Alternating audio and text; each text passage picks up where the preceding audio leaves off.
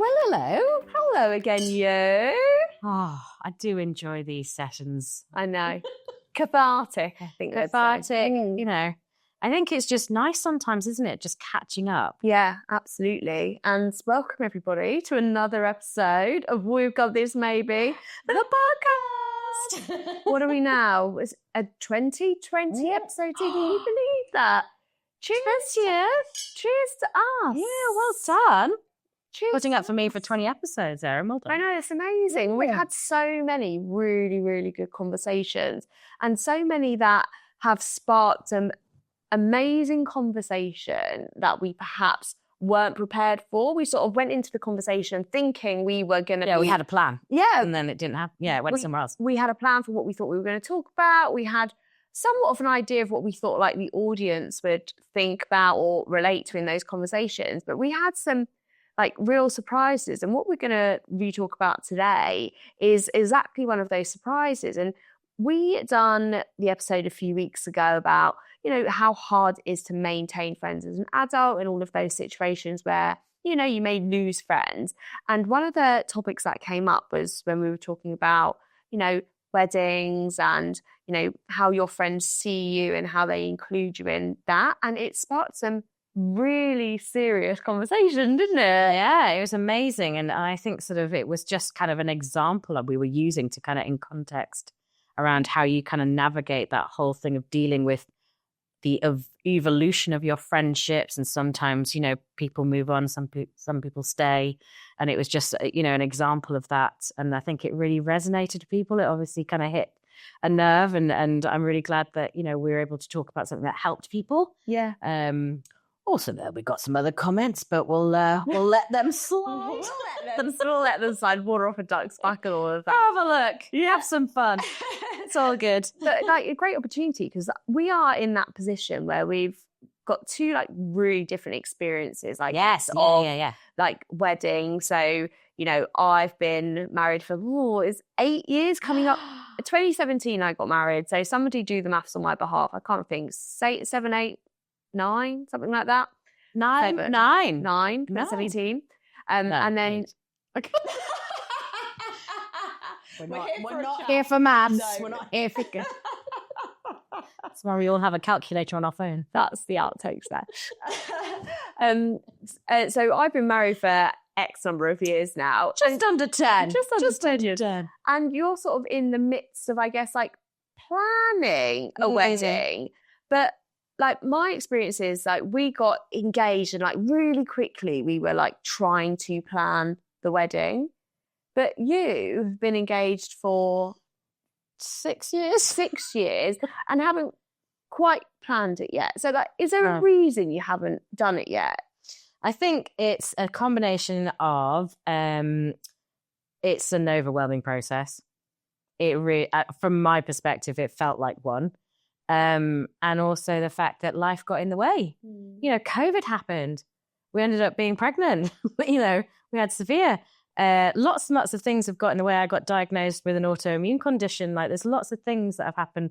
Lawrence has had some health issues as well. So things we needed to reprioritize. We bought a new house. Like all these different things that happen throughout your life just ended up kind of becoming a bigger or a more urgent priority. So we just kind of fell by the wayside. And it happened. We revisit it every year. And we go, right, come on, we need to get this sorted. We need to do it. Let's revisit it. And then it just, you know, something happens and it's not great. We're not saying this is the right thing to do, but, you know, we just keep kind of thinking, oh, we'll do it. We'll do it another time. We'll do it. Oh, we'll do it next month. We'll do it, you know.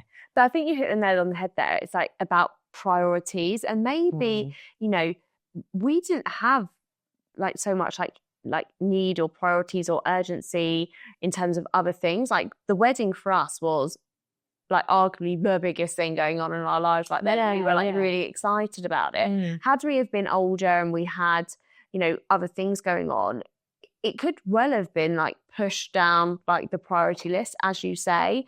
And now hindsight, and this is something we can definitely talk about, is do I regret in the loosest possible term some of what we did for the wedding, the money that we spent, maybe the stress that we had, you know, the time. Would I do it again now in the same way? Maybe not. It's a really interesting, I think, scenario to kind of reflect, as well as obviously me here. What would you have done? Because that's what I've asked so many of my friends. Like, what would you do now? Would you have done it that way? Would you, you know, what were you more bothered about? You know, some of my friends now are like, you know, kicking themselves because they're like, why was I so bothered about the lilies? Why was I so bothered about the lace on the window? Like, trust me, you become a wedding snob. The little tiniest things, you end up hating it. Like, that phrase, or is it like bridezilla? Yeah. Like, you try so desperately hard not to become a bridezilla. Like, I'm surely not going to be a bridezilla. Yeah, and I sort of said to like my bridesmaids, like, oh, I'm not bothered. You do that. Like, let's just agree. I'm not precious.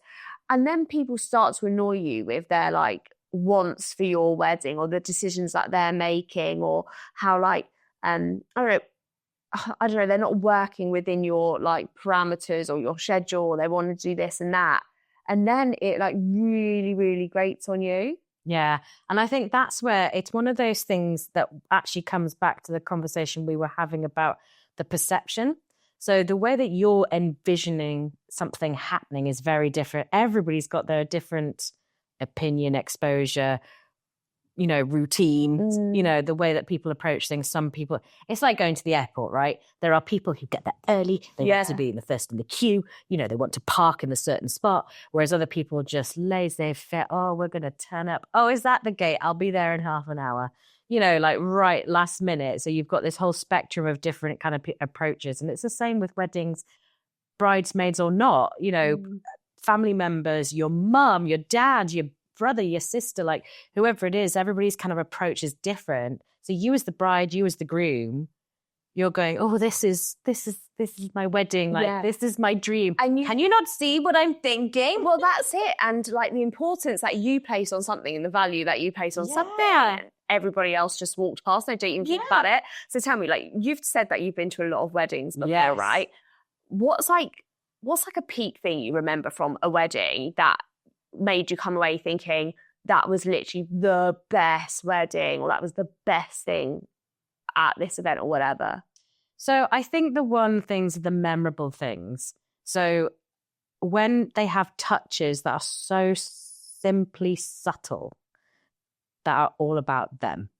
Okay. So things like, one of my friends who got married, she was obsessed with Lego, absolutely obsessed with Lego. And all the tables she just had, and it was Tupperware. It wasn't even like a fancy schmancy box. It was a Tupperware of Lego. So every table, and we were all talking, drinking wine, making Lego. We were like, I love that. But again, there was no note to say, oh, this is her favorite, whatever. No, it was there. And I loved that subtle but small token. Yeah.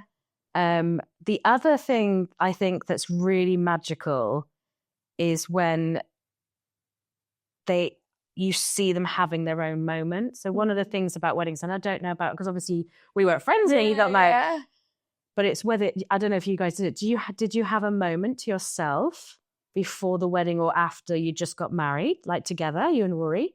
So I remember the staff at the venue told us to take time. Yeah. Obviously, like experts, they say it week in, week out. They were like, at this point, go away and like have a moment. But I don't ever remember it being like that, like magical scene from a movie where you like catch a moment together and it's all romantic and lovely, kissing and cuddling or whatever. I remember we sat down, like I think Rory probably like undone his tie. I probably sat down, like took my shoes off. And then I was probably like stressing about, oh, what are we going to do next? What we're doing next? What's the next time? You know, when do you have to be where, what, how? Yeah. And I know people prepare you for that, but you sort of come away thinking, oh, I didn't see that, or that thing I spent loads of money on, or that I didn't like. Did everyone enjoy it? Like, I don't know. And like some of the best weddings that I think I've been to are the ones that feel like more of like an experience. So we've been to a few like away weddings in the UK or like abroad,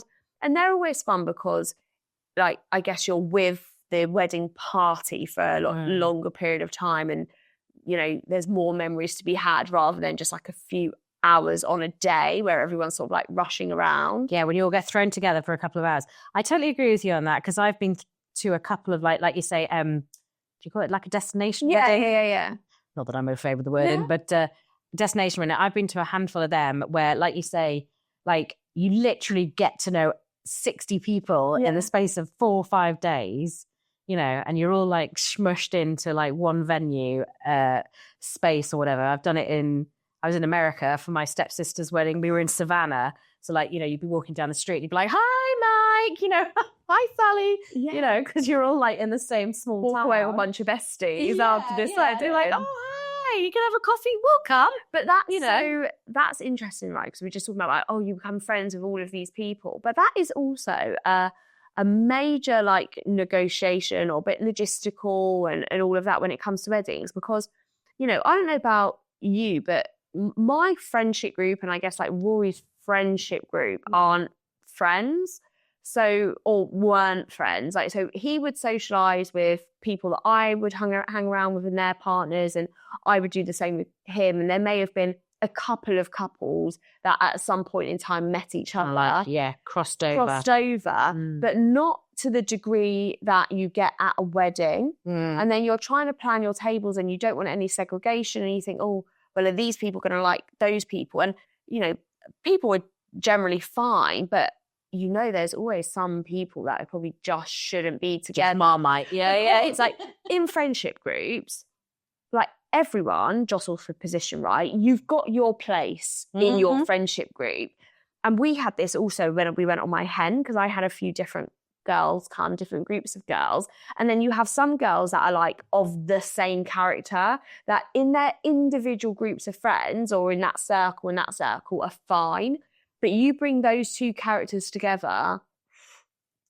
Really? Wild. So let me ask you this as well, because this is what I'm really interested in as well. So I had a different opinion on why hen do's and stag do's matter. So I've always kind of dismissed them because I go on them and I have to, and you're like, I have to wear penises and all the rest of it. And I'm like, oh my God, this is so bad. What, you don't like that? No, not a penis necklace is not my style or my vibe, as my 5-year-old daughter tells me.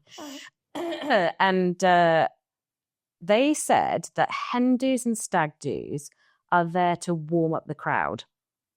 So when and this is where I'd be interested to see if it helped at your wedding, because all the girls then are more confident to talk and mingle, and the lads are all like, oh, all right, mate, and it's kind of like, they were able to feel more confident at the wedding to, like you say, avoid that segregation of sort of like, these are those friends on that side and these are those friends on that side. Do you feel that happened? I think by the end of that trip, it was like that. And then when people came together a month later for the wedding, it was fine because there wasn't a huge amount of crossover. There was just like a few people that had crossed over because those are girls that I was really friendly with from that group. So actually, by the time we got to the wedding, it was fine and, everyone's mingling. But then you throw into the mix, alcohol and then, somebody overhearing somebody say something about somebody else. And, then you've got people trying to diffuse like argumentative situations at a wedding, and there was definitely like more than one like argument at my wedding between like various groups of people. Yeah. And when you were there, because I'm just thinking about the anxiety that you have as the bride and groom. Yeah. Like, were you aware of these things going on, or were you not? Were you blissfully kind of like kept away? So right towards the end of the night, I became aware of it, and then it was evident it was trying to be kept away from me. But then I hated it the most is then I was hearing things about it after, and it really dampened sort of my like memories, I guess, of the wedding, because I'm thinking, oh well, instead of everyone having a good time, they were doing this or they were getting involved in this drama. And I think so much, it's like when you organise a party, right? You know how people act at weddings or events or whatever, and oh, well, that person's going to be a good time. If they're here, then it's going to be like this, and that person's there. And I feel like you're then almost like relying on your audience Yeah. I see. I totally to bring see what you it. mean. And then if they're sort Yeah. of sidetracked by doing something else, Yeah. and then thinking, oh, I didn't have that person to bring the rest of the crowd together or make sure the family were involved. And oh, don't even get me started about family drama. Really? Not family drama, but it's just politics, isn't it? Yeah. Oh, this divorced auntie and uncle from that side of the wedding, the children don't speak to this parent or that parent, and then where do you sit them? And then you invite your gran, and then she's got to bring a friend because she doesn't know anyone there. And it's just all of this stuff that I'm over it. So when you were planning it, did you find those politics crept into the plan? Were you anxious about the planning, the invitation, who you were inviting? So did do you know find what? that stressful? I think I was really naive about it. Oh, really? Okay. Like I part of me, I don't think I cared that much. I was a bit like, so I had somebody, my mum's friend, like my godfather or something like that. Like, I hadn't seen him for 20 odd years, right? But invited him, my mum's friend, like family friend, whatever, right? Wanted to bring his really young daughter, but we said no kids at the wedding. Mm-hmm. So lots of my friends had to not bring their kids, and they were fine with that. Most people are grateful to, not bring a parents' night out. Yeah. It's not like it was one of those massive family weddings. We weren't catering for kids as such. And then I had to sort of say, well, oh no, well, we're not. And then that was a little bit awkward and I didn't really understand it. But I was probably a bit flippant at the time because I didn't really have kids and I was a bit like, I don't want your kid at my wedding. But it's your prerogative as the person getting married. And this is where, again, it's a very difficult thing. I think you've said before when we have touched, like, personally on these conversations that, you do tend to sometimes fall into that trap of doing it for other people rather than for yourself. Mm. And I've heard that a lot from my friends, is that they ended up, their wedding was not necessarily their own. Yeah. And I have been to a couple of weddings where I'm like, whose wedding's this? Yeah. Like, it's not yours. Like, yeah. And I don't mean that horribly. I mean am like, but you would never have done this. Again, perception, because that's how I know them. So again, who am I to say that is what they does all isn't of this like experience like put you off a little bit? Do you think it's making you think, oh, just delay? In a way, but do you know what? Lawrence and I have got to the stage where we're very kind of, I would say we're the type of people who don't follow the norm. Mm-hmm. So we're kind of those people, if you tell me to skip, I'll sit. If you tell me to sit, I'll get up and dance. Like, I kind of dig my heels in. So literally, Lawrence and I don't want to walk down an aisle. Fine, okay. And again, I'm quite an attention seeker, so a lot of people would be like, what? But yeah, I'm not there for that. What I am there for is to celebrate us as a couple. Now, what comes as being a couple is the people around you, your family, your friends. So you can't be a couple without those people around you, right? So there's something about people pleasing to a point. But me and Lawrence are me and Lawrence, and we want to do it our way. And what our way is very different in our heads to what a normal wedding looks like. So again, it'll be a bit kind of over here rather than the traditional. Yeah, there'll be no meringues at my wedding. Lots of glitter. I love that. I love that. I get the glitter spray out ready. Absolutely, categorically will be a drag queen. Like, not a question. But it just sounds like a party. But that's it. It's a celebration. So one of the things that I love is I mean, any excuse for a party. To me, it's all about bringing people together for joy. And a wedding is, you're celebrating love, right? You're celebrating joy. So, and this is where I'm so grateful that I have been to over 50 weddings. Yeah, so wow. I'm so honoured. And that's where, going back to that. It's but you know what? It's so worth it. And like I was saying in that podcast episode, back when I was talking about my therapist talking me through it, I am now so grateful when people, because someone's purposely choosing, whether it's obligation or not, to invite me and pay for me to be there, and I just feel so honored every time because I'm like, like someone's choosing to want to have me there.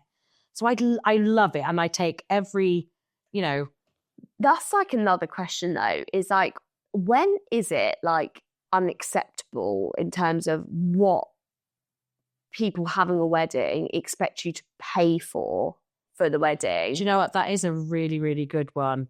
Because you've got an abroad wedding, you're then having an abroad hen. Like, where's the line there? And, we want you to travel here, but oh my goodness, that's so expensive. And then, it's this hotel, my goodness, that's so expensive. And then it's everything like in between as well. Yeah. And I think that's where, again, when it comes back to it, it's the bride and groom's dream vision.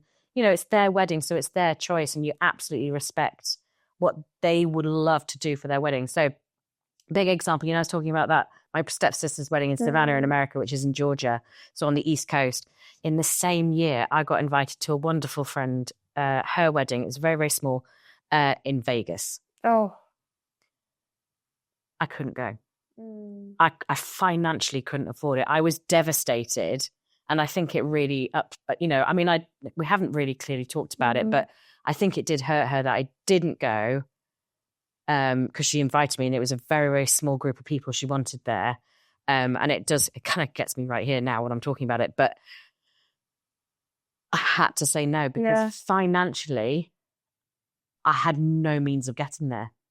And I know I let her down by not going. But then it's like you say, it's like, it's absolutely, if she wants her Vegas dream wedding, like, damn right, girl, have it. She must have known there is some level of like acceptance when you're inviting people to that sort of wedding. It's still disappointing though, I think. Totally. But, when you're thinking 500 plus quid for flights alone, like, that's not cheap. But even a wedding in the UK, like, if you're staying overnight somewhere, that's easily 200, 250 quid, a gift, everything. Like, do you know what I mean? Yes, yeah. It's so hard. And like, when we're like talking about the money associated with it, and I said earlier, like, I felt like I was naive. Like, when we like planned our wedding, I think we were like, our budget's 15 grand, right? Well, that's a hell of a lot of money, right? I think we doubled it anyway. Did you? Yeah. And stuff, doesn't it? You get engaged and like, 15 grand. If somebody said, Erin, what would you do with 15 grand now? I'd have a massive list of really good, important things to do. Oh, Erin, this is what so many of my friends have said. They've said now, after having children, after,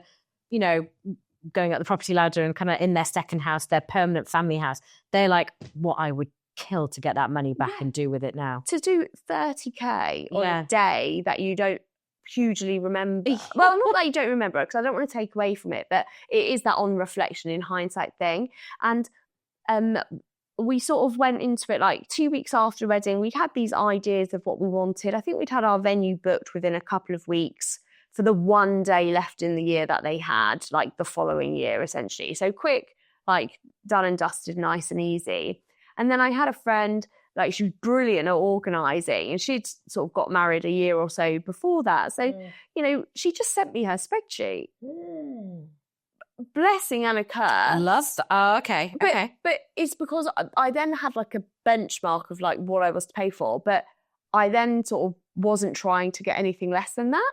So did you have like, I mean, I don't want to say something wanky like a vision board, but did you have an idea or some sort of list of what Erin wanted, like of what Erin and Rory wanted? Like... Yeah, well, Rory didn't really want anything, I don't think. Like, I wouldn't say he was like hugely involved in the wedding part of it.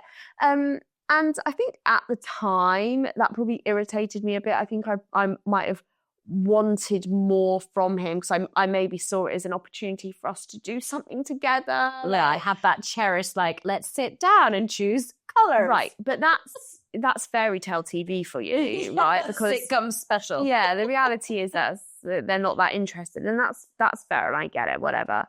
It's like when Rory shows me anything techie, I'm like, woo, like, I'm not really that bothered about it.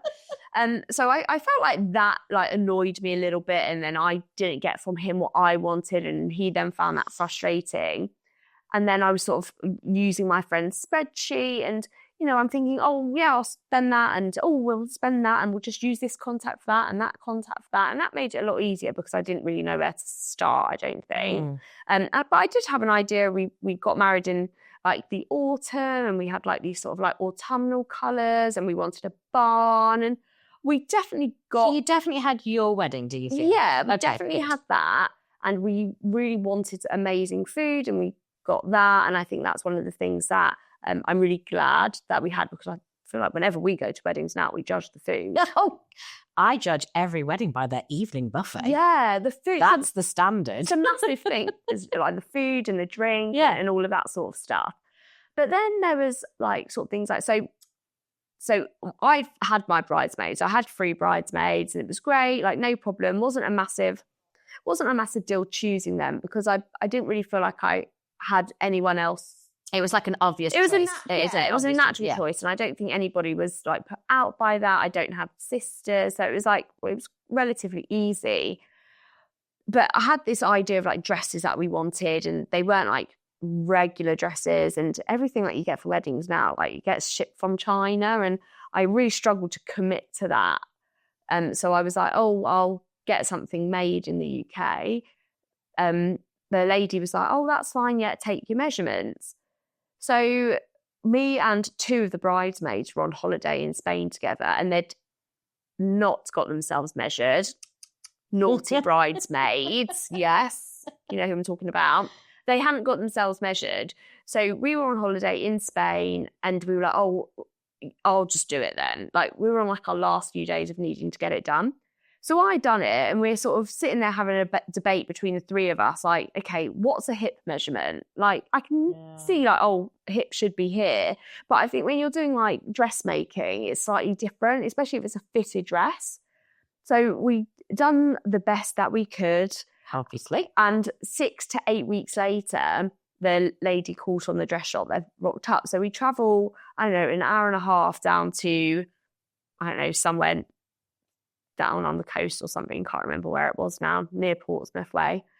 Get to the dress shop, pulls these dresses out.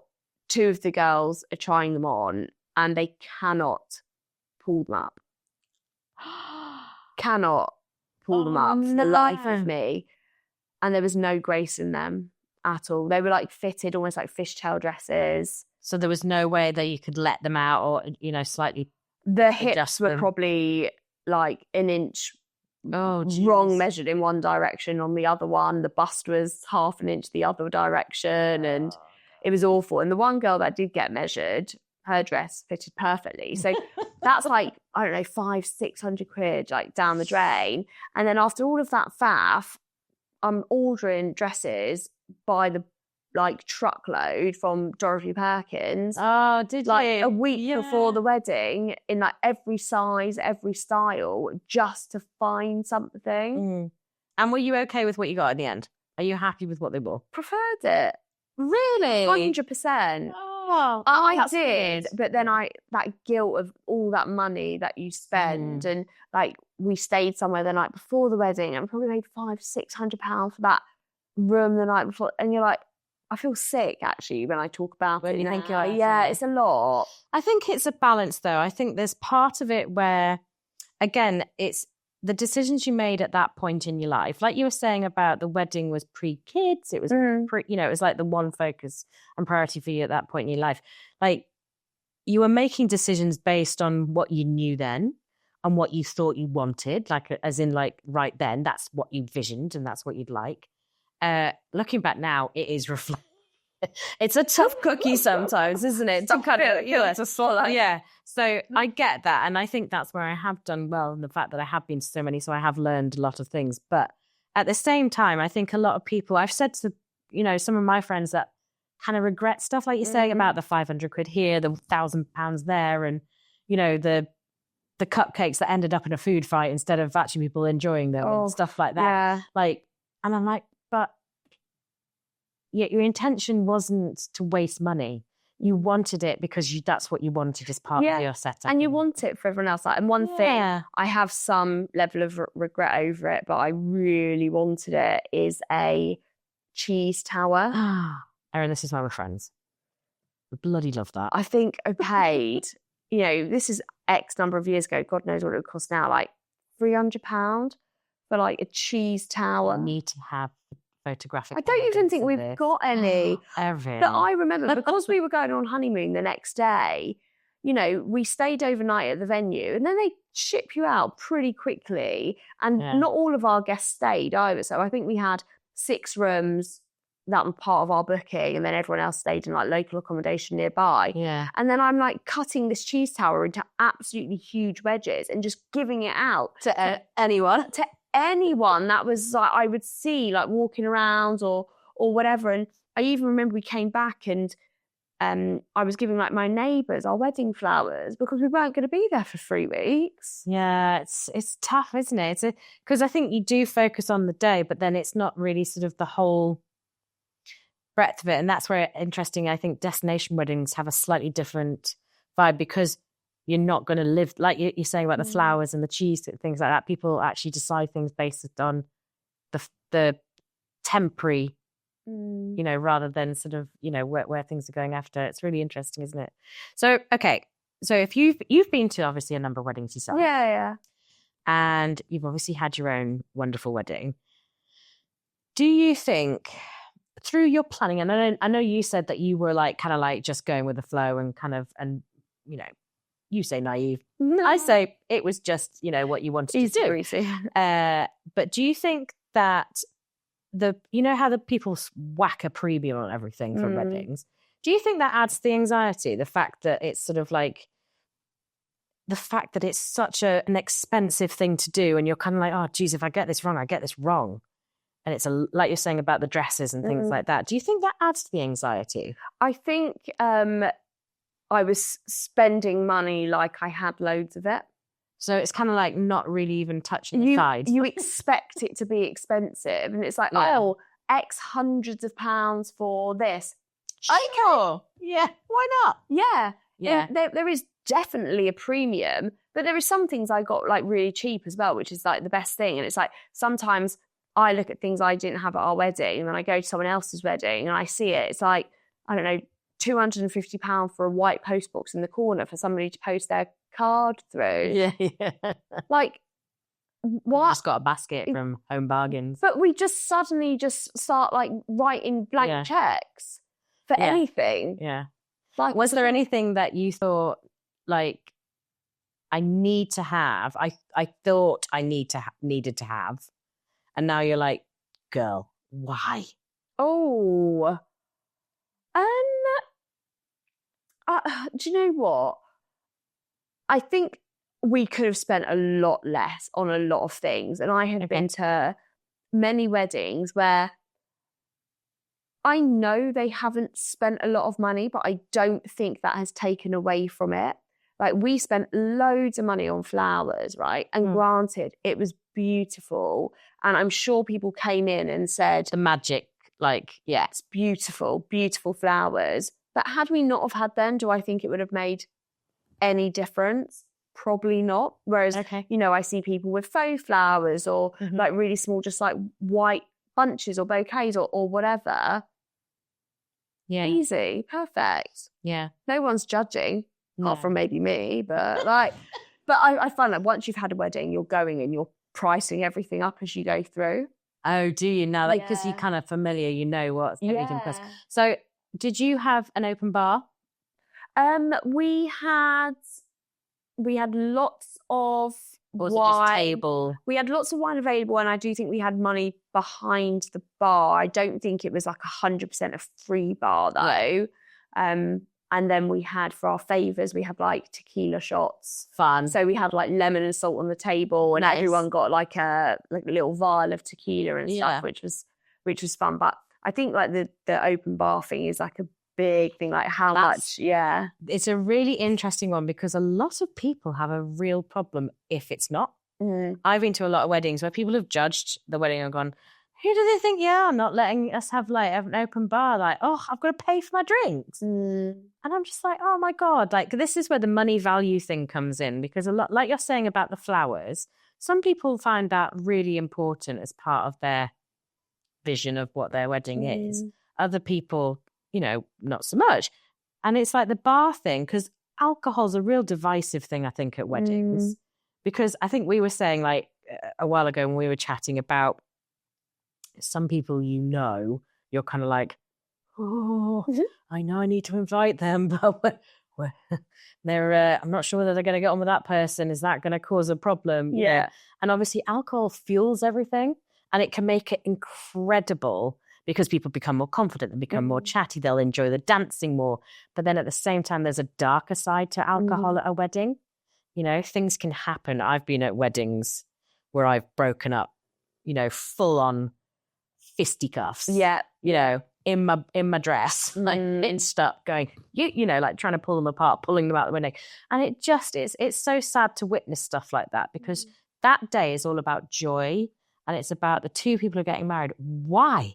Why do people kick off? Yeah. Because I don't think the people think about it like that. They don't think about the 20 grand that you've just spent in the years of planning that have gone into it. Yeah, it's a difficult one, that one, the bar. And that's where, like, I've literally been at weddings where people have, like, just gone behind the bar. And I'm just like, that's so disrespectful. You know, someone's dad or someone, you know, someone has been paying, you know, to have this wonderful occasion. And these people are just taking it for granted and just kind of like, just being arseholes, really. You know, and it's that respect thing. I think there's a lot in judging a wedding. You know, we're jesting how, you know, you judge your wedding on, like, you know, the evening buffet and what have you, but it's appreciating and reminding yourself that actually you've been, you know, someone's paying for your, if there's, you know, food or whatever, because some weddings obviously are very different, but people are choosing to pay to include you. Yeah. So it's just appreciating that as well. Yeah. And I think now, like, being older and maybe slightly more snobby, I would maybe pay more money for other things. Like, I remember us going and doing, like, our wine tasting. And at that time in our lives, Rory and I didn't really drink a lot of wine. And we probably bought, like, crap wine, like paint strip and stuff that I probably wouldn't even drink now. I know now, knowing my friends more now, and how people perceive wine and how it tastes and everything, that they would have been drinking that, being like, ugh, that's disgusting. The same as I sometimes am when I go to people's weddings and I know they don't drink wine. Yeah, you could tell. You can tell. And I was just like, well, if I'd done it again now, I would probably still go good food, good wine, good music. I was just going to ask you, that was my next question. Again, obviously one of the big things is the entertainment. Yeah. How far you go with it. So, you know, one of my besties' cousins, her husband's a wedding entertainer. He does, he sings, and he's got a huge troupe that, you know, go around and do a lot of the Northeast weddings, and he's fabulous. But it's a very niche concept that he has as the entertainment. And it's so incredible, the choices and varieties of entertainment that you can have. You know, whether you just go with a DJ, a Spotify playlist, or you go way up the other end and have like a full-on, like, you know, Greatest Showman style performance. Yeah. You know, acrobats, the lot. So we had a string quartet to start, which I It was amazing. So when I was like in the like pre-wedding reception, had like the string quartet. Yeah. And then we had, and then they played a little bit for the drinks reception. And then after dinner for the party, we did have a like a band, but there was like a trumpet and like a big band. Like a what do you call jazz band? Yeah, so jazz band, but playing like pop hits. Oh, fun. And then we did have Spotify playlists, but my one thing was, and love me or hate me for it, I really don't like that cheesy wedding music. I can't, like, that's the one thing I don't like, and Rory's the same. Like, you know, when you get like Journey come on, and yeah, I don't like that. So my only like veto for the music was, I just want music people sing along to, not that like 80s cheese pop but stuff. It's your wedding, so therefore, like, the music has to be yours. Like, I've been to weddings where it's been full on punk. Yeah. I've been to weddings where I was listening to an opera singer for an hour and a half, like, because they were into opera. Yeah. And, you know, I've been to all sorts of different music. So again, I think it's down to it's, you know, you should have had the music that you wanted rather than the music you didn't want. I remember the wrong bit of playlist came on at one point in time, and I looked at Rory like desperate in the eyes, like, turn it off, turn it off. Like, I just don't want this song anymore. But no, I do love a live band, and I love live music, and I was really happy with like the live stuff. And the string quartet that we got, it was like a friend's, my brother's friend's mum's friend or something. So we actually thought it's a nice some touch. Yeah, it was a little bit of a mates race as well, which helped. Yeah, that always helps, doesn't it? So I think in essence, like, you know, weddings are, I think, one of those life sort of key stages that you have in your lives that can be so stressful. But I think it's kind of being ready to accept, you know, what level you're gonna, you know, hit it with, really. Exactly. And what's gonna come out of it. So, and don't regret it. Yeah, fallouts, family fallouts, friendship fallouts, friends and family hooking up, which we didn't cover. We didn't. One for another day, and then just everything in between that. And as long as you're not looking back and regretting it, it's a moment in time. And I'm sure there's loads of stuff that we do now that we think is amazing that in 5 years' time we'd regret it. Oh, yeah. Now, just day-to-day stuff. Yeah. So, I definitely think so. And I think that's something that I've really learned through attending, you know, being incredibly honest to attend so many weddings, is that so many people are like, oh, I wish I'd done this, I wish I'd done that. And I'm like, but why? At the time, that's what you wanted. So why not? You know, it's just part of the exam. And fair enough, if you do it again, then don't do it. If you want to renew your vows, do it. You know, if you want to repeat it and do it a different way, do it. Yeah. And if I'd done it again now, it'd probably be 50% of the guests that came to the first one. That's the thing, is a lot of the times people tend to say, God, I don't speak to half the guests that I invited. Yeah. It's always the way though, isn't it? Because life moves on, you evolve, you know, and that's what we were talking about the other episode, about evolution of friendships and how people move on. Some stay, some go. And it's okay for that to happen. You know, life changes, doesn't it? Yeah, it does. Oh, well. I enjoyed that one because I got a good couple of tips of things not to do as well. Borrow your friend's spreadsheet. Yeah. I've probably got that saved somewhere. Oh, do you know what? I love these conversations because it just reminds me that, you know, we're just really trying. Like, we've got this. Maybe we do, maybe we don't, maybe. Who knows? We've all got this. It's just believing in ourselves that, you know what, things will mess up, things won't be perfect. But at the same time, you know, we're here for a short time, not a long time. So let's try and kind of, you know, support each other so we don't regret anything. Absolutely. Cheers. Cheers, honey. See you next time. Yeah.